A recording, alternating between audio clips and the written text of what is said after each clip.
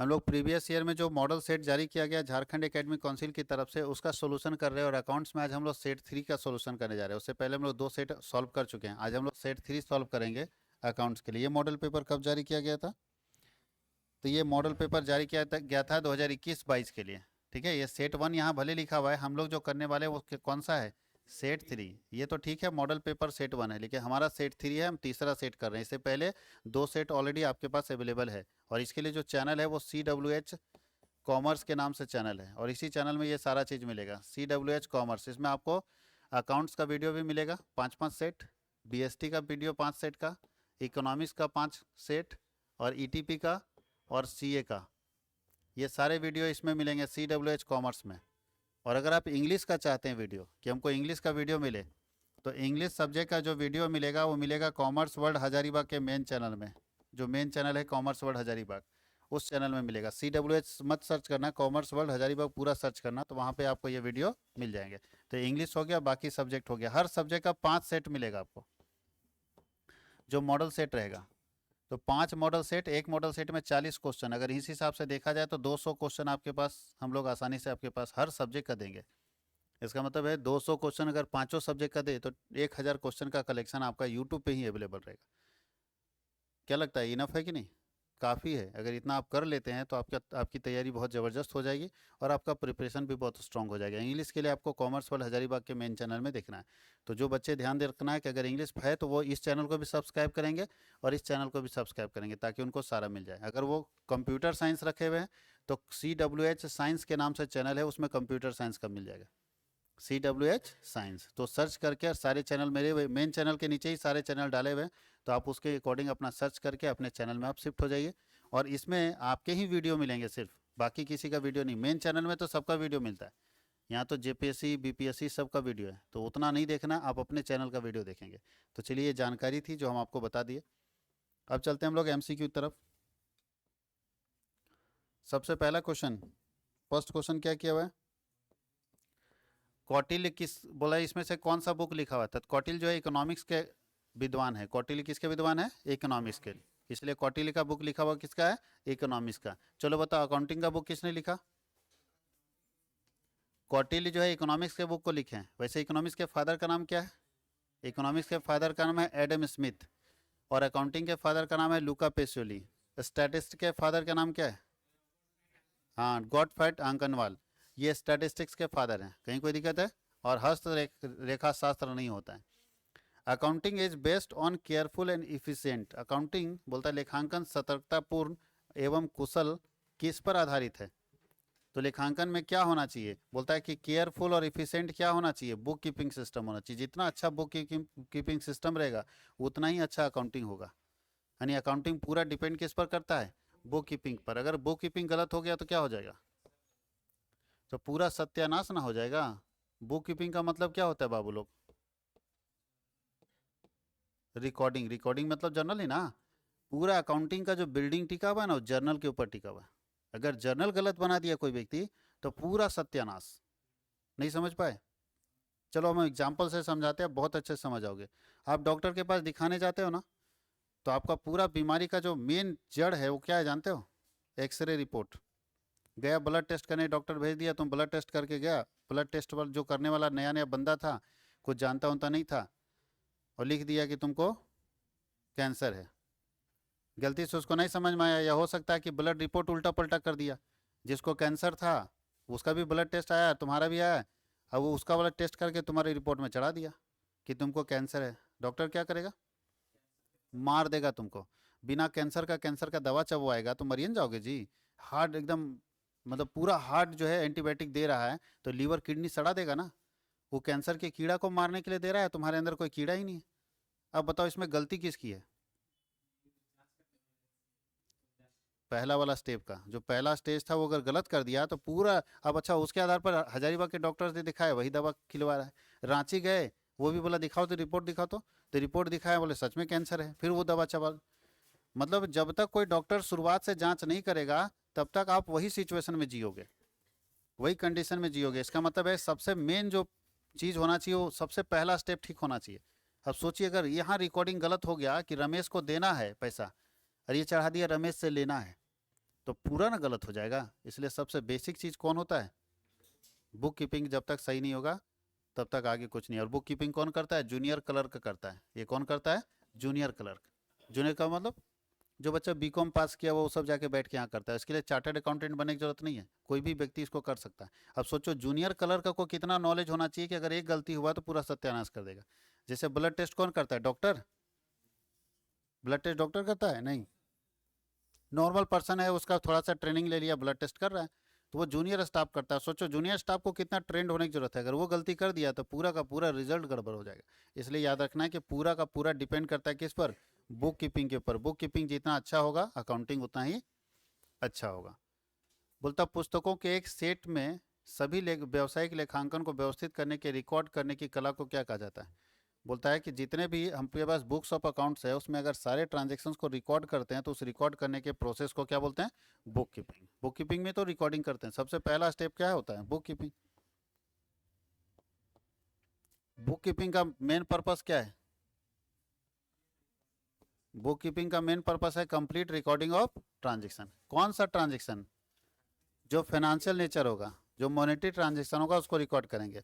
लेखांकन का मुख्य कार्य क्या है? The main function of accounting is. तो लेखांकन मुख्य कार्य क्या है? अभी तो बता चुके हैं, recording and classification. Recording and classification. ये तो उसका कोई काम ही नहीं है। अकाउंटिंग के अंदर खाली रिकॉर्डिंग होता है क्या? ये तो गलत हो जाएगा।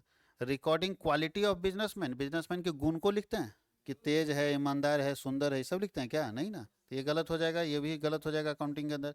और ये भी नीचे गलत हो जाएगा, क्योंकि हम एक्शन करने के लिए बेस नहीं देते हैं। मतलब किसी को डांटने डपटने के लिए आधार चाहिए ना, तो आधार हम लेखांकन में प्रदान नहीं करते कि किसी को डांटा डपटा जा सके। जैसे आप लोगों को मार्कशीट जो है ना, वो क्या है जी? मार्कशीट एक बेस है, आधार है कि डंडा पड़ेगा कि मिठाई मिलेगा। मालूम है कि नहीं? मार्कशीट क्या है? एक आधार है, एक बेस है आपके पापा के लिए कि तुमको डंडा पड़ेगा कि मिठाई मिलेगा। अच्छा आया तो मिठाई, खराब आया तो ले दनादन। तो उसी तरह से क्या अकाउंटिंग अकाउंटेंट के लिए ऐसा बेस प्रोवाइड करता है क्या कि उसको डांटा जाए डपटा जाए उसके आधार पर? नहीं। अकाउंटिंग का मतलब रिकॉर्डिंग, लिखना, उसके बाद उसको डांटने डपटने का प्रोसेस हो जाता है।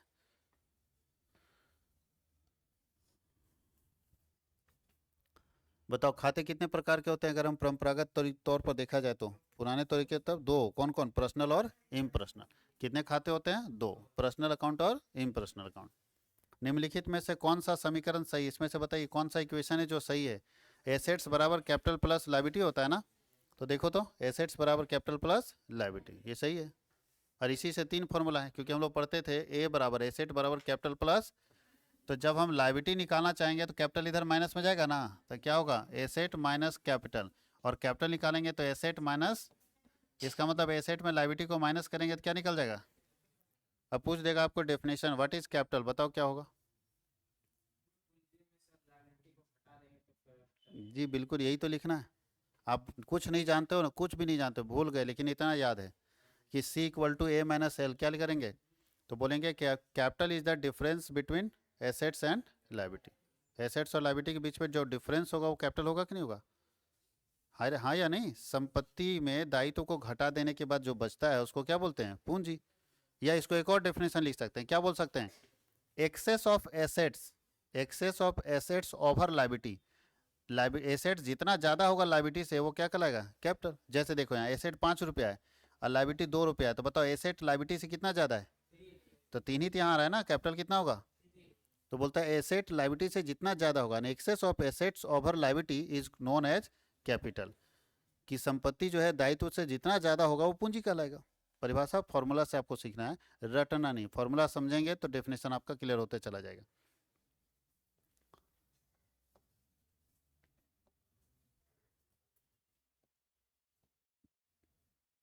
अगर कोई व्यक्ति अपने भवन को किराए पर देता है तो वो क्या कहलाता है? किराए पर दिया है और 5,000 रुपये किराया लेता है, तो उसको क्या बोलते हैं? उसको ट्रांजैक्शन बोलेंगे, इवेंट बोलेंगे, दोनों बोलेंगे, इनमें से कोई नहीं? ट्रांजैक्शन बोलेंगे। भवन किराए पर, लेन देन में दो पार्टी इन्वॉल्व होता है, तो लेन देन जब होगा तो दो पार्टी इन्वॉल्व रहेगा। तो जब हम किसी को किराए पर अपना भवन देते हैं तो क्या होगा? हम अपना बिल्डिंग दिए, वो हमको पैसा दिया। कहीं कोई दिक्कत है? एक लेजर में, लेजर के एक तरफ में कितने कॉलन होते हैं? तो लेजर में टोटल 8 कॉलन होता है, तो एक साइड में कितना होगा? 4। और एक साइड में 4, तभी ना 8 होगा। और दोनों साइड को क्या बोलते हैं? इधर वाले साइड को हम लोग डेबिट साइड बोलते हैं, और इधर वाले साइड को, ये इधर मतलब कौन? इधर इधर क्या होता है? ये किस साइड है? इधर, इधर लेफ्ट साइड है, और इधर क्या है? राइट साइड है। तो राइट साइड में क्रेडिट होता है, लेफ्ट साइड में क्या होता है? डेबिट। ऐसे खड़ा रहो तब समझ में आ जाएगा इधर कौन सा साइड है, इधर कौन सा साइड है। ऐसे मत खड़ा होना, ठीक है? बैक साइड से खड़ा होकर चेक करना है, क्योंकि लेजर है, उल्टा है। Book keeping is mainly concern with, book keeping किससे रिलेटेड है? तो हिसाब किताब को लिखने से, और क्या है? देखो, recording of financial data. Book keeping में क्या करते हैं? फाइनेंशियल डाटा को रिकॉर्ड करते हैं। अच्छा, बुक कीपिंग पहला स्टेप है या दूसरा स्टेप है? पहला स्टेप है। अकाउंटिंग मतलब हिसाब किताब को लिखने का पहला अवस्था क्या कहलाता है? बुक कीपिंग, जिसको हम लोग जर्नल बोलते हैं। आप लोग भी पढ़े होंगे, सबसे पहला चैप्टर आप पढ़े होंगे जर्नल। अब लिखा है कि आउटस्टैंडिंग सैलरी कौन सा अकाउंट है? कैसे?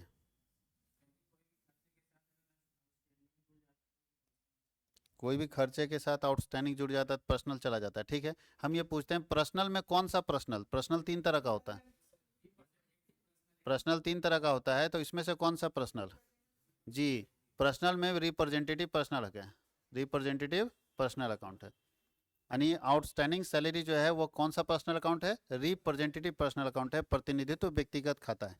और कभी भी किसी खर्चे, वो बच्चा ठीक बता रहा है कि कोई भी खर्चा अगर रहेगा ना, जैसे सैलरी है, रेंट है, वेजेज है, ये सब खर्चा है, तो किसी भी खर्चे के पहले ये आउटस्टैंडिंग शब्द जब जुड़ जाता है तो क्या बन जाता है? Representative personal account. क्या बन जाता है? Representative personal account. क्या आउटस्टैंडिंग ही केवल जुड़ेगा? नहीं, 4 शब्द जुड़ सकता है। आउटस्टैंडिंग, एक्रूड, एडवांस और प्रीपेड। अगर ये 4 में से कोई भी शब्द अगर किसी खर्चे के पहले जुड़ जाए या बाद में जुड़ जाए तो वो खर्चा कौन सा अकाउंट बन जाता है? Representative personal account. बात समझ गए? अब नीचे लिखा लैंग्वेज ऑफ अकाउंटिंग इज क्या है? अकाउंटिंग जानने के लिए आपको क्या जानना जरूरी है? तो भैया, जिसको अकाउंटिंग सीखना है, हिसाब किताब लिखने सीखना है, उसको सबसे पहले क्या सीखना चाहिए? पैसा, रुपया पैसा के बारे में जानकारी होना चाहिए ना। अब 75,000 कैसे लिखते हैं उसको पता ही नहीं तो कहाँ हिसाब लिखेगा? तो हिसाब लिखने के लिए आपको रुपया का नॉलेज होना चाहिए, और बिजनेस करने के लिए अकाउंटिंग का नॉलेज होना चाहिए। फिर से ध्यान देना, money, money is the language of accounting.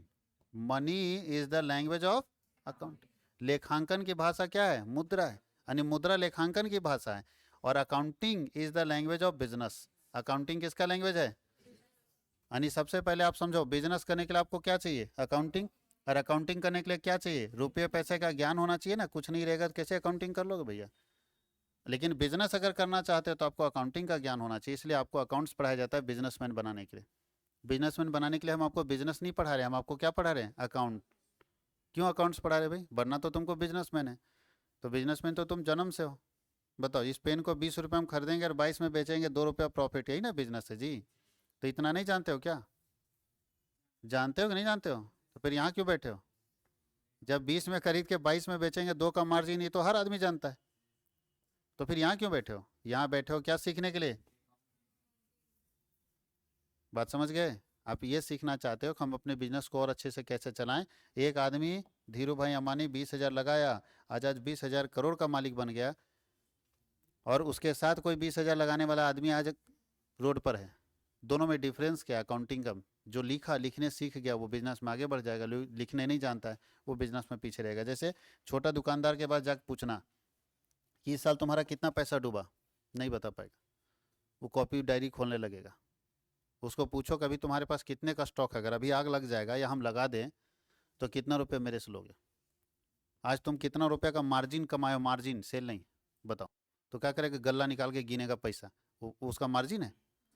अच्छा, 6,000 रुपये उसको काउंटर में दिख गया तो बोलता है 6,000 कमा लिए। 6,000 कहाँ कमाया? उस 6,000 का सामान बेचे हैं तो सामान को खरीदने में पैसा लगा था कि नहीं लगा था? तो बताओ कितना कमाया? आप नहीं बता पाएगा, क्योंकि उसके पास क्या नहीं है? उसको पता नहीं कुछ। उसको पूछो कितना उधार मार्केट में, नहीं पता उसको। कितने से कितना पैसा लेना है, किसको कितना पैसा देना है, कुछ भी उसको पता नहीं। कितने का स्टॉक बचा है, कौन सा सामान कितना पीस बचा है, कुछ नहीं पता है। तो कहाँ से धंधा उसका ग्रो करेगा? तो जैसे चल रहा है चल रहा है, 40 साल से वही धंधा चल रहा है, ग्रोथ नहीं कर पा रहा है। जो व्यक्ति इस बात को एनालाइज करेगा, हर चीज़ को एनालिसिस करेगा, वो ग्रोथ करेगा। बात समझ गए? एक एग्जाम्पल से समझाते हैं। मान लो अकाउंट्स का किताब एक बुक दुकानदार लाता है, किताब है 500 रुपये का। 500 में किताब बेचेगा तो 50 रुपये एक किताब पर कमाएगा, और वो 10 किताब लाता है, तो इसका मतलब 10 इंटू 500, 5,000 रुपये लाया। अरे हाँ या नहीं? 5,000 का अगर वो किताब बेचेगा तो कितना कमाएगा जी? 50 इंटू 10, 500 रुपये कमाएगा। हाँ या नहीं? हुआ क्या उसके साथ? 9 किताब बिका, एक किताब फंस गया, क्या कमाया? अब वो खुश है कि 10 किताब लाए थे, 9 को निकाल दिए, एक वो बचल है। देखना वो खुश रहेगा कि 9 को निकल गया किताब, फिर मंगवाएंगे किताब। लेकिन वो ध्यान नहीं दे रहा कि हमको कुछ बचा कि नहीं बचा। अच्छा बचा कि लॉस में है? लॉस में है, एक किताब का नुकसान है ना जी। 50 रुपये तक किताब बिक में नहीं किया, जब ये बिका नहीं तो इसका प्रॉफिट कहाँ कमाया? कमाया 450, और गंवा दिया कितना? 500। और किताब नहीं बिका, लास्ट सेशन होते होते फंस गया किताब, अगला साल बिकेगा नहीं। तो बताओ किताब बेचने से इसको फायदा हुआ कि घाटा हुआ? लेकिन इसको पता नहीं चलेगा, ये खुश है कि 50 पीस लाए थे कुरकुरे और लगभग 48-49 बेच दिए, एक दो बेटा खा गया। तो भैया 48 को बेच के जितना कमाए उससे ज़्यादा तो बेटा खा के नुकसान कर दिया, मालूम होना चाहिए आपको। अब बोलोगे कि गजब जाहिल आदमी है, बेटा को भी नहीं देखा। बिजनेस में कुछ कोई बेटा बाप नहीं, धंधा में धंधा होता है, आपको सोचना पड़ेगा, समझना पड़ेगा। हुआ क्या? एक कुरकुरे बेच के कितना कमाता होगा? 50 पैसे के आसपास में। तो भैया 50 कुरकुरे बेच के आप कितना कमाया? जितना कमाया उतना ही ऐसे अकेले बर्बाद कर देगा, तो नुकसान है ना आपको। तो हर चीज़ को एनालाइज कीजिए। अच्छा एक बात बताइए, अगर कोई आदमी 4,000 रुपये का सामान आपसे खरीदता है, आप इससे बहुत ज़्यादा कमाइएगा ना तो 10% मार्जिन कमाते हैं, नहीं 400 कमाते हैं। लेकिन ये 4,000 वाला आदमी जो है ना, वो 10 महीना उधार रख दिया, दिया पैसा लेकिन 10 महीना उधार रखे, तो बताओ इससे कमाए कि गंवाए? गंवाए। ये 4,000 हमको तुरंत दे देता, भले हम इससे 200 रुपये कमाते हैं, हम 200 रुपये कमा के दे देते तो 4,000 तुरंत देता, फिर सामान लाते फिर कमाते। यानी 10 महीने में अगर हम, हो सकता है ये 4,000 को हम 10 बार, एक महीने में 4,000 का सामान बेच देते हैं, तो 10 बार अगर हम इस सामान को बेचते तो 200 इंटू 10 यानी 2,000 कमाते। हाँ या नहीं? उस जगह पे हम कितना कमा रहे 10 महीने में? तो ये बेवकूफ़ी वाला काम है उधार बेचना। इसलिए जो तेज बिजनेसमैन होता है बोलता है उधार उधार मत कीजिए। हम 400 रुपये कमाई है ना, जब अभी अगर आप एक सप्ताह के अंदर दीजिएगा, जाइए 200 रुपये दे दीजिएगा, 200 रुपये देना चाहिए। यानी जो सामान आपको 2300 रुपये में दे रहा है, मान लो 2,000 में दे रहा है, वो बोल देगा कि जाइए 1,800 रुपये हम आपको हम दे देते हैं, लेकिन पैसा तुरंत देना होगा, क्योंकि उस पैसे से पैसा कमा लेगा। जो बाकी जो बिजनेसमैन ये सब चीज़ नहीं सोचता, वो बोलता है ना ना 1 रुपये नहीं छोड़ेंगे, 2,000 में देंगे, तुम भले 10 महीना बाद दो। तो नुकसान है आपके लिए। आप सोच नहीं पा रहे हो कि आपका बिजनेस सही चल रहा है कि गलत चल रहा है। बताइए, अब अकाउंटिंग का जरूरत है धंधा में कि नहीं? नहीं करोगे भैया तो वही पान दुकान चलता रहेगा ज़िंदगी भर, तुम चलाओगे, तुम्हारा खानदान चलाएगा, तुम्हारे दादाजी चलाएंगे, आने वाला समय सब चलाते रहेगा। बिजनेस में सोचना पड़ेगा। अब चलते हैं आगे। तो धंधा आगे बढ़ाना है तो अकाउंटिंग सीखना पड़ेगा। बैंक में जो कैसेट बैंक है वो किसके अंदर आता है? तो कैसेट बैंक कौन सा अकाउंट आता है? Personal, real, nominal? Cassette bank, bank balance जिसको हम लोग बोलते हैं। तो बैंक बैलेंस कौन सा? पर्सनल अकाउंट होगा ना। बुक कीपिंग के जन्मदाता का नाम क्या है? लुका पेसोली। ये तो कितना बार पढ़ चुके हैं, हर क्वेश्चन में, हर बार मिलता है, हर सेट में मिलेगा। बुक कीपिंग का पहला पहला पुस्तक कब बना था? यानी इस दुनिया में डबल एंट्री सिस्टम जो है वो डेवलप कब हुआ है? 1494। डबल एंट्री सिस्टम 1494 में डेवलप किया गया। अस्थाई संपत्ति में सम्मिलित होता है। इसमें फिक्स एसेट कौन है? फर्नीचर। बाकी ये करंट एसेट है। बाकी ये क्या है? करंट एसेट है। करंट एसेट का नाम क्या है? Closing stock, payment in advance और डेटर्स। कहीं कोई दिक्कत है? फिक्स एसेट क्या होता है? हाँ, जो हमारे पास 1 साल से ज़्यादा चलता है और जिसको बिजनेसमैन बेचने के लिए नहीं खरीदता। जैसे हम, बताओ, ये डिजिटल बोर्ड बेचने के लिए खरीदें क्या? अब खराब होगा तो बेच देंगे, अलग बात है, लेकिन बेचने के उद्देश्य से तो नहीं खरीदे। मेरा उद्देश्य बेचना नहीं है, मेरा उद्देश्य यूज़ करना। तो जिसको हम बेचने के लिए नहीं खरीदते हैं उसको हम लोग कौन सा एसेट बोलते हैं? Fix asset. आप अपने घर में टीवी बेचने के लिए खरीदे हैं, तो टीवी आपके लिए क्या है? Fix asset. फर्नीचर आप अपने घर में बेचने के लिए खरीदे हैं, तो फर्नीचर आपका क्या है? Fix asset. लेकिन जो टीवी का दुकानदार है वो क्या किया है? टीवी क्यों खरीदा है? बेचने के लिए। तो वो टीवी उस टीवी दुकानदार के लिए क्या होगा? करंट एसेट हो जाएगा। तो रट्टा मत मारना। बहुत लोग रट्टा मार लेता है कि कार फिक्स एसेट ही होता है। भाई मेरे लिए फिक्स एसेट हो सकता है, क्योंकि कार हम बेचने के लिए नहीं खरीदे, हम तो यूज करने के लिए खरीदे। लेकिन जो कार का शोरूम है वो वो बेचने के लिए खरीदा है ना, तो उसके लिए क्या हो जाएगा, करेंट एसेट। तो ये बात आपको सोचना पड़ेगा कि जिसको हम यूज़ करने के लिए खरीदते हैं, 1 साल से ज़्यादा जो मेरे पास टिकता है उसको फिक्स एसेट बोलते हैं, और जो बेचने के लिए खरीदा जाता है उसको कौन सा एसेट बोलते हैं, करेंट एसेट। बोलता है स्वामीगत कोष के अलावा संस्था के दायित्व को क्या कहा जाता है, मतलब मालिक के अलावा बाहर अगर कोई पैसा बाकी है मेरे बिजनेस का तो उसको क्या बोलते हैं, लायबिलिटी। जैसे मान लो हमारा मेरे कॉमर्स वर्ल्ड हजारीबाग का मेरे पास कोई पैसा बाकी तो अलग बात है, लेकिन उसके अलावा कॉमर्स वर्ल्ड हजारीबाग का बाहर किसी को पैसा देना बाकी है, चाहे रेंट बाकी है चाहे किसी को भी बाकी है, तो कॉमर्स वर्ल्ड हजारीबाग के लिए वो क्या कहलाएगा, लायबिलिटी। मतलब मालिक को छोड़ के बाहर किसी भी व्यक्ति को पैसा देना अगर बाकी है तो वो दायित्व कहलाता है। लेन देन का अर्थ क्या होता है, तो लेन देन का अर्थ होता है खाली एक सामान को दूसरे सामान से एक्सचेंज करना। एक्सचेंज तो लेन देन हो ही नहीं सकता क्योंकि उसमें मनी नहीं है, उसमें मनी नहीं है। बाटर सिस्टम में लेन देन होता था, तो कभी भी लेन देन नहीं होगा। लेन देन होगा जब उसके साथ क्या जुड़ेगा, मनी। एक्सचेंज होगा गुड्स और सर्विसेज का मनी के साथ, और exchange of goods and money, माल और मुद्रा में विनिमय होगा तब। और उसके बाद क्या है, एक्सचेंज ऑफ मनी वाल नहीं, खाली पैसे का बताओ, 100 रुपया दिए मतलब 500 रुपया हमको नोट दिया और हम 100 को 5 को नोट दिए, तो लेन देन हो गया, तो ये भी नहीं होगा। अच्छा खाली मनी और गुड्स का, मनी और गुड्स का लेन देन हो जाएगा, बात तो सही है लेकिन आधा है, क्योंकि खाली गुड्स नहीं बेचा जाता, सर्विस भी बेचा जाता है। हम क्या कर रहे हैं आपको, तो इसका मतलब ये सही होगा, परफेक्ट है ये। वैसे ये भी ठीक है, आधा अधूरा है, बट परफेक्ट कौन है, बी।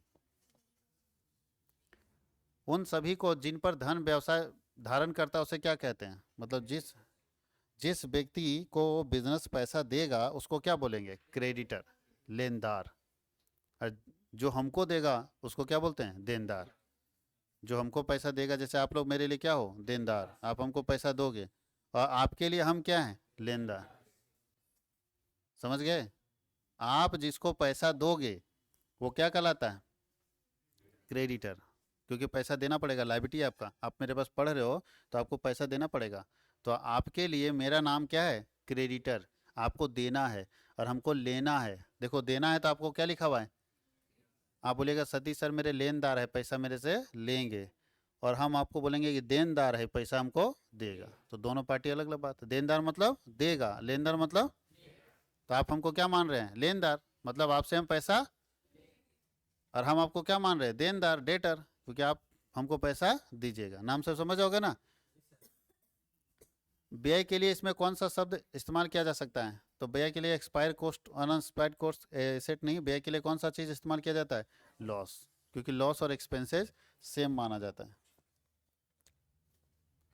बोलता है डबल एंट्री सिस्टम पर आधारित व्यावसायिक लेन देनों को अभिलेखित करने की विधि को क्या कहा जाता है, तो हाँ, दो साइड अगर किसी भी ट्रांजेक्शन को लिखते हैं तो उसको हम लोग बोलते हैं डबल एंट्री सिस्टम। माल उधार अगर बेचा जाता है तो कहाँ पे लिखा जाता है, उधार खरीदा जाता है। अगर माल उधार में खरीदा जाता है तो परचेज बुक में, उधार में बेचा जाएगा तो सेल्स बुक में, नगद बेचा जाएगा तो कैश बुक में, नगद खरीदा जाएगा तो कैश बुक में, याद रहेगा। लेखांकन के सिद्धांत सामान्यतः किस पर आधारित होते हैं, तो रेखांकन के सिद्धांत जो भी होते हैं वो व्यवहारिक होते हैं, प्रैक्टिकेबल होता है, मतलब आज के समय में लागू होने लायक होते हैं, उसको बोलते हैं व्यवहारिक होना।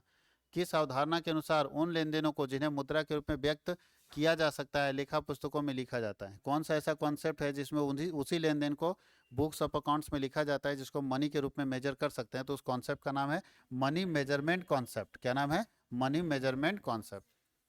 बोलता है balance of drawing account is transfer to, drawing का अकाउंट कहाँ पे ट्रांसफर होता है, तो कैपिटल में, कैपिटल में माइनस होता है, कैपिटल में क्या होता है, माइनस। आदत व्यय को वर्ष के अंत में लाभ हानि खाते में किस सिद्धांत के अनुसार शामिल किया जाता है, कौन सा ऐसा सिद्धांत है जिसके हिसाब से उस खर्चे को भी हिस्सा लिखा जाता है जो खर्चा का पेमेंट नहीं हुआ है, तो उसको कौन सा कॉन्सेप्ट बोलते हैं, एक्यूरल कॉन्सेप्ट। जैसे समझिएगा, पहले 31 मार्च तक हमारा हिसाब चल रहा है, अब जनवरी फरवरी मार्च का रेंट हम मालिक को नहीं दिए, तो अगर हम मालिक को जनवरी फरवरी मार्च का रेंट नहीं दिए हैं तो ऐसे में कौन सा ऐसा कॉन्सेप्ट है कि साल के लास्ट में यानी मार्च में हमको ये रेंट नहीं भी दिए हैं, पैसा नहीं दिए हैं, फिर भी हमको बुक में लिखना पड़ेगा, हिसाब किताब में लिखना पड़ेगा। उस कॉन्सेप्ट का नाम क्या है, एक्यूरल कॉन्सेप्ट। एक्यूरल कॉन्सेप्ट बताता है कि पैसा का पेमेंट किए हो या ना किए हो, खर्चा अगर हो गया तो आप उसको लिखो, पैसा दिए हो नहीं दिए हो उससे कोई दिक्कत नहीं, एक्रूड अगर हो गया है, उस खर्चे का उपार्जन हो गया है तो आपको लिखना पड़ेगा। बात समझ गए। अब नीचे क्या है, डूबत ऋण के लिए प्रावधान, जो पैसा मेरा डूब जाता है तो उसके लिए हम प्रोविजन करते हैं। तो इस कौन सा कॉन्सेप्ट के हिसाब से ये प्रोविजन करते हैं? तो पिछले वाले सेट में भी था, इसको कौन सा कॉन्सेप्ट बोलते हैं? Conservatism concept. आगे उपार्जन की अवधारणा किससे संबंधित है? मैचिंग कॉन्सेप्ट से। उपार्जन अभी जो पढ़ रहे थे एक्रूअल कॉन्सेप्ट। एक्रूअल कॉन्सेप्ट ये बताता है कि खर्चा आप करो या ना करो, अगर साल के बीच का है, पैसा पैसा दिए हो नहीं दिए हो उसको लिखना पड़ेगा। एक्रूड हो गया तो पैसा लिखना पड़ेगा। नहीं समझे? चलिए हम समझाते हैं। एक लड़का ज्वाइन किया नौकरी में, आर्मी में ज्वाइन किया, ठीक है, और 31 मार्च को सबका खाता बंद होता है, उसका भी हिसाब क्लियर होगा। 31 मार्च तक उसका 1 लाख रुपया सरकार नहीं दी थी, पैसा सैलरी नहीं मिला, तो बोला ट्रेनिंग खत्म होगा तब देंगे। 31 मार्च तक उसको मिला नहीं 1 लाख रुपया। क्या वो 31 मार्च को टैक्स देगा? मिला नहीं है, देगा। किस कॉन्सेप्ट के हिसाब से देगा? Accrual concept. अरे तुम कमा लियो ना जी, आज नहीं मिला कल तो सरकार देगी ना, तो देगी, उसमें टैक्स देना होगे। तो भैया आज तुम कमाए हो, आज टैक्स दे दो, इसको बोलते हैं एक्यूरल कॉन्सेप्ट। पैसा कमा लिए हो, मिले या ना मिले तुमको टैक्स देना पड़ेगा, तो ये व्यक्ति टैक्स पे करेगा। किस कॉन्सेप्ट के हिसाब से? एक्यूरल। एक्यूरल मतलब था income earn but not receive, पैसा हम कमा लिए लेकिन मिला। अभी क्या होता है एक्रूड? तो एक्रूड समझो, आपको हम पढ़ा लें और आपसे हमको फी ना मिले तो वो मेरे लिए क्या कहलाता है? एक्रूड कहलाता है। क्या कहलाता है? एक्रूड फी कहलाता है, कि हम कमा लिए लेकिन मिला नहीं है। आपके पापा काम कर लिए 1 महीना और सैलरी नहीं मिला तो क्या बोलोगे उसको? Accrued salary. क्या बोलते हैं? एक्रूड सैलरी, कि भाई हम कमा लिए लेकिन मिला नहीं है। मालिक देगा, हो सकता है 10 दिन में दे, 1 महीना में दे, लेकिन मिलेगा जरूर, उसको बोलते हैं एक्रूड। तो याद रखना है कि एक्रूड जो है वो कौन से कॉन्सेप्ट के हिसाब से आया है। क्यों इसको लिखेंगे भैया? मिला नहीं तो क्यों लिखेंगे? तो बोलता है नहीं लिखोगे ना तो दोनों साइड बराबर नहीं होगा। अगर नहीं लिखोगे तो आपका हिसाब दोनों साइड बराबर नहीं होगा। तो दोनों साइड बराबर करने के लिए, यानी मिलान करने के लिए, दोनों साइड, क्योंकि हम लोग जानते हैं जब भी अकाउंटिंग करते हैं तो डेबिट और क्रेडिट क्या होना चाहिए? बराबर। अब तुम नहीं लिखोगे तो बराबर नहीं होगा। तो बराबर करने के लिए हमको कौन सा खर्चे को लिखना पड़ता है? एक्रूड एक्सपेंसेस को लिखना पड़ता है। तो मैचिंग कॉन्सेप्ट बताता है कि एक्रूड जो भी हुआ है उसको अगर लिखोगे तो मैचिंग होगा। इनकम टैक्स के हिसाब से अकाउंटिंग पीरियड जो है 1 अप्रैल से 31 मार्च ही तो है। इनकम टैक्स के हिसाब से लेखांकन अवधि क्या है? 1 अप्रैल से 31 मार्च तक चलता है। अकाउंटिंग पीरियड क्या है? 1 अप्रैल से 31 मार्च तक। किस अवधारणा के अनुसार प्रतिवर्ष एक जैसी लेखांकन पद्धति का पालन किया जाता है? कौन सा ऐसा कॉन्सेप्ट है जिसके हिसाब से हर साल एक जैसा अकाउंटिंग सिस्टम फॉलो किया जाता है? तो उसका कौन सा कॉन्सेप्ट है? कंसिस्टेंसी, एक रूपता। हर साल एक जैसा हिसाब किताब लिखे, इसीलिए हर साल आपको एक जैसा सिस्टम को फॉलो करना पड़ेगा। हर साल अगर अलग अलग सिस्टम फॉलो करेंगे तो क्या होगा? कंसिस्टेंसी मेंटेन होगी। इसलिए हर साल एक जैसा सिस्टम लगाइए ताकि हर साल आपके हिसाब किताब को एक जैसा लिखा जाए, जिससे समझने में उसको आसान हो जाए और उसको जानने में आसान हो जाए। इसलिए भारत में जो भी कंपनियां अपने यहाँ सिस्टम लगाती है हिसाब किताब लिखने का, वो एक जैसा लगाती है, हर साल एक जैसा हिसाब। जैसे डेप्रिसिएशन के बहुत सारे मेथड्स पढ़ाए गए। अगर एक बार कंपनी एसएलएम लगाना शुरू कर दिया तो हर साल उसको क्या लगाना होगा? एसएलएम, तब ना तुलना करेगा जी। अब पिछले साल लगा दो डीबीएम, ऐसा लगा दो एसएलएम, तुलना कैसे करोगे? बात समझ गए? ऐसे बहुत सारे तरीके हैं जहाँ पे एक मेथड पकड़ के रखोगे तो उससे क्या हो, तुलना करना आसान हो जाएगा, सारी चीज़ें आसान हो जाएगी। तो एकरूपता के कारण, एकरूप होने के कारण हम लोगों को हर साल एक जैसा सिस्टम फॉलो करना पड़ता है। आगे क्या लिखो? दोहरा लेखा प्रणाली का जन्म कहाँ हुआ है? इटली में। पहली बार इटली में 1494 में किसने किया था? लूका पेसोली ने किया था। दोहरा लेखा प्रणाली का आशय क्या है? दोहरा लेखा प्रणाली बताता है कि एक लेन देन के दो एस्पेक्ट को लिखना है। एक लेन देन में कितने पक्ष होते हैं? दो। अगर कोई खरीद रहा है तो कोई बेचने वाला भी तो होगा, तो एक लेन देन में कितने पहलू होते हैं? और दोहरा लेखा प्रणाली बताता है कि दोनों पहलू को लिखना है। दोहरा लेखा प्रणाली बताता है कि दोनों पहलू को क्या करना है? लिखना है। तो जब हम किसी बिजनेस के दोनों एस्पेक्ट को लिखते हैं, एक दोनों पक्ष को लिखते हैं, खरीदने वाले के भी पक्ष को लिखते हैं और बेचने वाले के भी पक्ष को लिखते हैं, तो उसी को हम लोग बोलते हैं दोहरा लेखा प्रणाली। दोहरा मतलब दो बार, लेखा मतलब लिखने, और प्रणाली मतलब सिस्टम। ऐसा सिस्टम जहाँ पे हम लेन देन के दोनों पक्षों को लिखते हैं। जैसे बैंक, बताओ बैंक में क्या करता है? एक पक्ष को लिखता है या दोनों पक्ष को लिखता है? दोनों पक्ष को लिखता है। आप कॉलेज में जाते हैं, दोनों पक्ष लिखा जाता है, मालूम होना चाहिए आपको। एक रसीद देता है कि अपने पास रखेगा कार्बन कॉपी, रखता है कि नहीं रखता है? तो इसका मतलब दो बार लिखा ना। तुम अपना रसीद फाड़ दो, अब बोलो सर मेरा रसीद खो गया, हम 70,000 रुपये दिए थे, दिया है 7,000। अब बोला सर हमारा रसीद खो गया, 70,000 रुपये हम दिए थे, कॉलेज मान लेगा? बच्चा रोल नंबर बताना बाबू। बोला सर 27 रोल नंबर है। निकालो, बोले करेगा नौटंकी? ये देखता ही 7,000 का रसीद काटा, तुम बोलता है 70,000 दिए हैं। अच्छा क्यों ऐसा बोल दिया वो? क्योंकि उसके पास भी रिकॉर्डिंग था। तो क्या किया, कितना बार लिखा है? 2 बार, एक बार अपने पास और एक आपको दिया, तो 2 बार ना। बैंक भी तो 2 बार लिखता है, लेकिन राशन का दुकानदार 2 बार नहीं लिखता है, उसको धोखा दे सकता हो। राशन का दुकानदार के साथ खा लिया उधार 8-10 हज़ार का। अब बोला हम 600 रुपये उस दिन दिए थे, हम पैसा देंगे नहीं। 600 दिए थे, वो चौक पर नहीं मिला था जी? याद नहीं है तुमको? दिमाग होपलेस हो गया का जी? बादाम बादाम खाया करो, चौक पर मिला था। अब वो दुकानदार भी सोच रहा है एक दिन मिले तो थे, अब उस दिन पैसा दिया कि नहीं दिया वही याद नहीं आ रहा, लेकिन मिला था ये चौक पर। अब एकदम रिजिड होकर कस्टमर बोला हम दिए हैं पैसा तो दिए हैं, हम नहीं देंगे पैसा। अब तुम नहीं चढ़ाए, तुम समझो क्या कर लेगा दुकानदार? वो 2 बार लिखा कि 1 बार लिखा? लेकिन अगर वो रसीद काट के देता तब, कि जितना पेमेंट करते हैं उसका रसीद देंगे, तब आप बोल पाते क्या? बोलेगा ठीक है 600 दिए होंगे तो रसीद दिखाइए, हम मान लेंगे। बात समझ गए? तो बताओ कौन सा सिस्टम ठीक है, 1 बार लिखने वाला है या 2 बार? 2 बार। बात समझ गए? दूध खरीदने जाते हैं 1 बार लिखता है, झंझट होता है, फिर लास्ट में 2 बार लिखने लगता है। कैसे 2 बार? तो बोलेगा जिस दिन आप दूध लेना आइएगा डायरी में साइन मारिए। तो भैया अगर 30 दिन में 3 दिन हमारा साइन नहीं है, इसका मतलब 3 दिन हम दूध नहीं लिए। समझ में आया? और अगर ऐसे हो जाए तो कोई साइन उन कुछ सिस्टम में नहीं है, आया दूध लेके चल गया, तो दूध बेचने वाले को भी पता नहीं और खरीदने वाले को भी पता नहीं। खरीदने वाला बोला हम 3 दिन नहीं थे, अब बेचने वाला बोला नहीं हम दिए हैं उस दिन। तो लड़ाई झगड़ा होता है कि नहीं? तो सिंगल में बहुत झगड़ा होता है और डबल में कहीं कोई विवाद नहीं होता। इसलिए बताइए कौन सा सिस्टम सबसे अच्छा है, सिंगल या डबल? डबल। इसीलिए डबल एंट्री सिस्टम डेवलप किया गया था। कब डेवलप किया गया? 1494 में। किसने डेवलप किया है? लूका पेसोली ने। उससे पहले क्या था? 1494, 1494 से पहले इस दुनिया में कौन सा कॉन्सेप्ट था?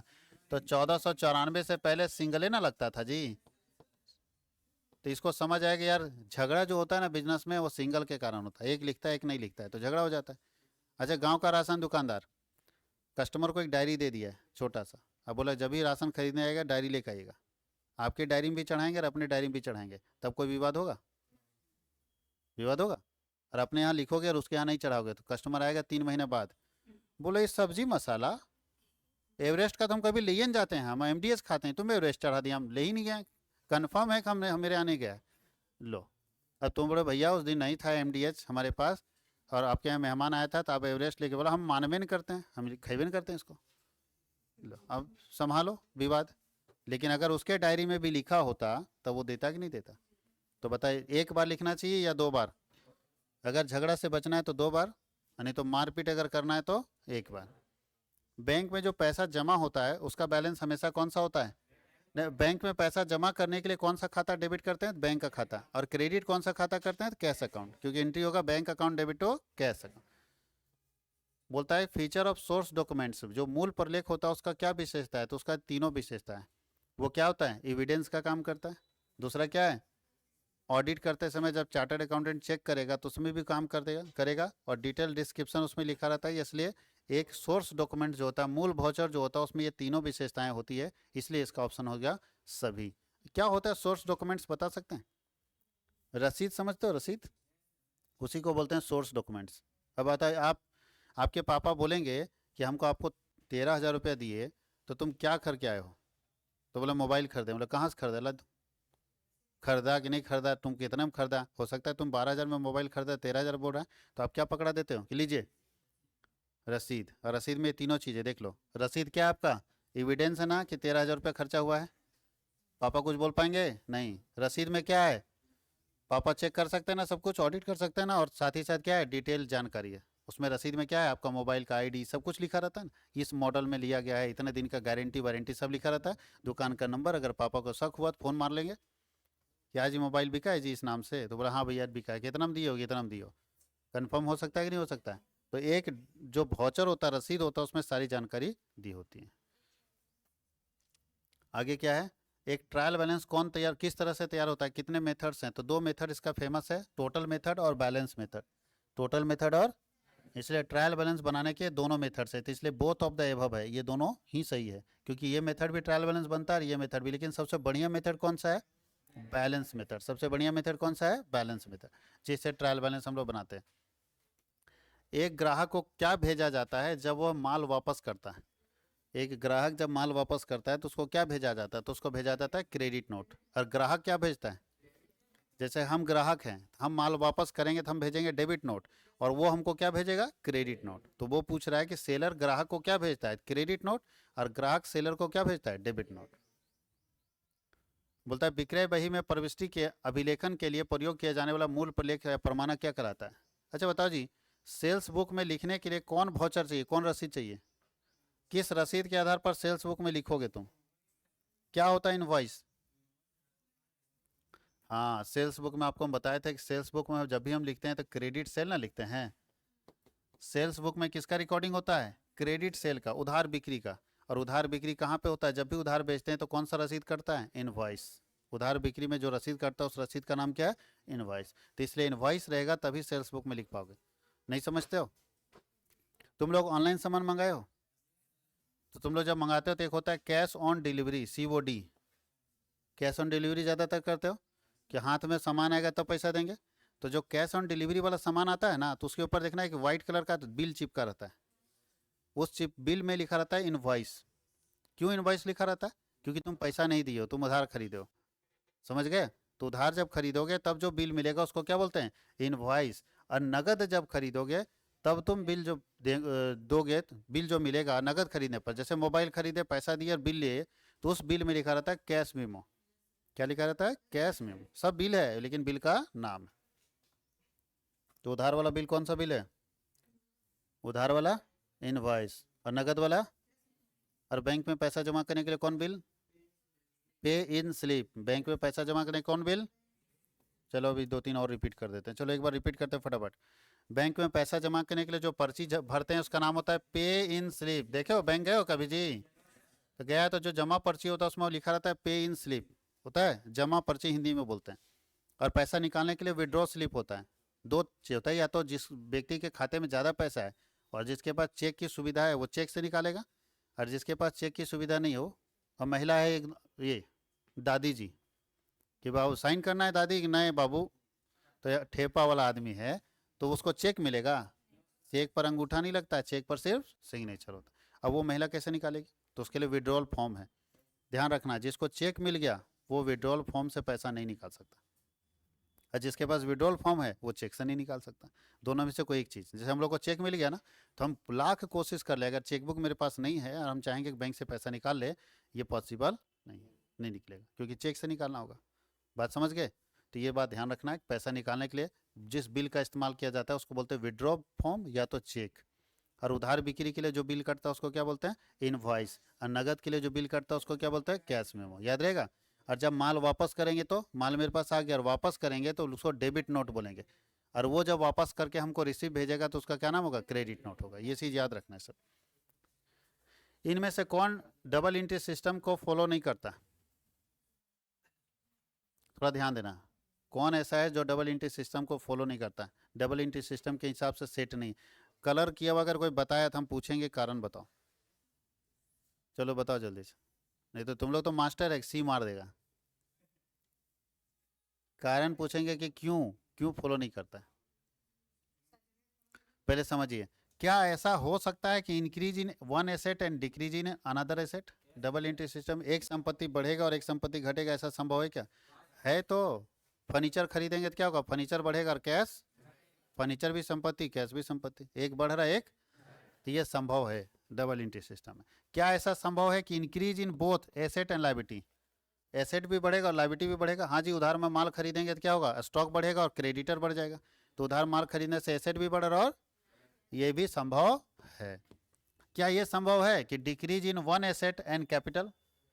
संपत्ति भी घटेगा और पूंजी भी घटेगा। हाँ जी, रेंट पेड करेंगे तो कैश घटेगा और कैपिटल घटेगा, ये भी संभव है। चलिए, ये संभव है कि decrease in one asset and decrease in another asset, दो एसेट घट जाए, यह संभव है? कभी हो ही नहीं सकता, कोई दुनिया में ऐसा लेन देन नहीं है जिससे दो एसेट घटेगा।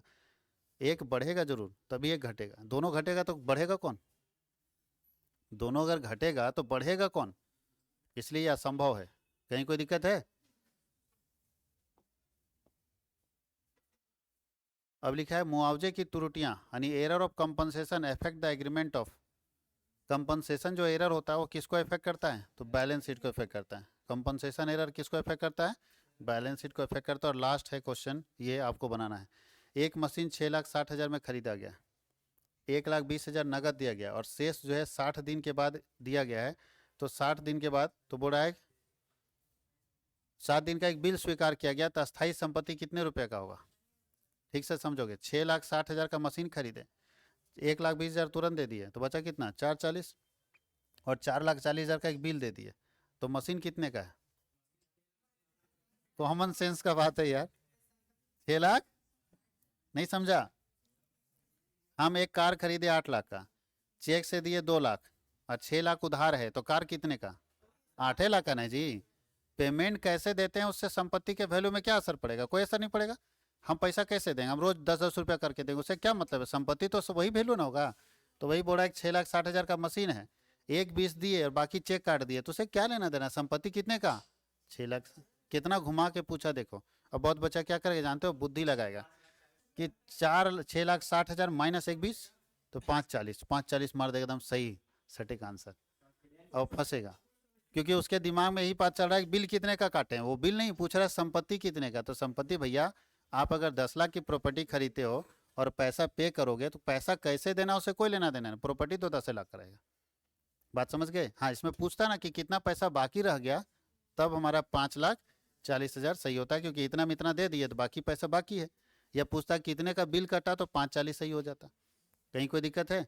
तो ये पूरा एक सेट हम लोग कंप्लीट कर लिए 40 क्वेश्चन का। ये अकाउंट्स का थर्ड सेट है। हम लोग इसी तरह से 5 सेट कंप्लीट करेंगे और फिर बीएसटी इकोनॉमिक्स में धीरे धीरे करके इंटर करते चले जाएंगे।